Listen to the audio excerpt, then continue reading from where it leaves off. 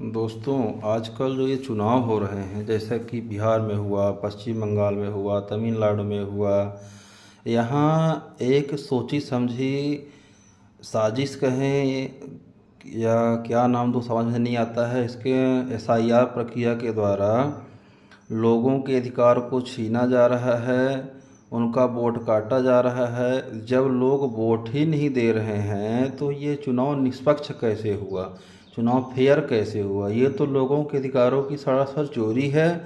डकैत चोरी नहीं, इसको डकैती कहेंगे। और जिसमें किसी की जवाबदेहिता नहीं है, ना तो चुनाव आयोग की जवाबदेहिता है जिसको लोगों के अधिकारों की रक्षा के लिए रखा गया है, ना तो कोर्ट की जवाबदेहिता है, ना सरकार की जवाबदेहिता है। सब अपने हाथ खड़े कर रहे हैं, सब केवल और केवल एक दूसरे पे थोपने में लगे हुए हैं। अभी हाल ही में देखा जा रहा है कि कोर्ट भी जब चुनाव हो गया तब चुनाव तक बोलते हैं कि हो गया, इस बार वोट नहीं दीजिए, अगले बार दे लीजिएगा। ये कहाँ का न्याय है, कहाँ का इंसाफ है?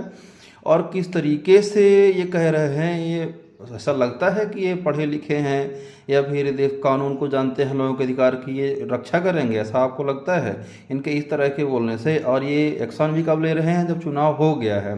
अब जब अधिकार लोगों को छीन गया, जब ये चुनाव में लोगों ने भागीदारी ही नहीं किया तो चुनाव हुआ ही कैसे? ये तो एक प्रकार से खेल हुआ, एक प्रकार से साजिश हुई, एक प्रकार से चोरी हुई, एक प्रकार से डकैती हुई। और इस डकैती में चूंकि विपक्ष भी चुनाव में भाग ले रहा है, अगर विपक्ष को पता है कि वोट की डकैती हुई है, वोट की चोरी हुई है, लोगों का अधिकार छीना गया है, लोगों का नाम काटा गया है, तो कायदे से विपक्ष को चुनाव का बाइकआउट करना चाहिए, इलेक्शन का बाइकआउट करना चाहिए। जब आपको पता है जब धांधली हो रही थी, इलेक्शन का बाइकआउट करो। आप जब इलेक्शन में भाग ही नहीं लेंगे तो इलेक्शन काहे का हुआ? फिर तब इलेक्शन ही क्यों होगा? जब जब तक निष्पक्ष फेयर तरीके से चुनाव ना हो तब तक विपक्ष की जिम्मेदारी बनती है कि वो चुनाव में भाग ही ना लें, और कोर्ट से, चुनाव आयोग से, सरकार से और लोकतंत्र के चौथे स्तंभ मीडिया से तो सवाल पूछना ही व्यर्थ हो गया है। वो तो केवल चाटुकार रह गए हैं।